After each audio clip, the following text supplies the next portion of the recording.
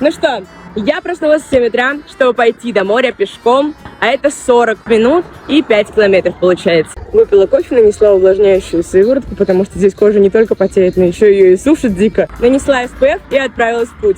Как думаете, пройду ли я эти 5 километров или все-таки вызову такси? Напишите в комментариях. В итоге я заблудилась и вызвала все-таки такси. Но я все равно как-нибудь постараюсь и дойду пешком до моря. Вьющийся взгляд, и влюбился как пацан в первый раз. Чувствуете этот запах моря? А я чувствую. В синем платье, пейзажи краше не могу пожелать я.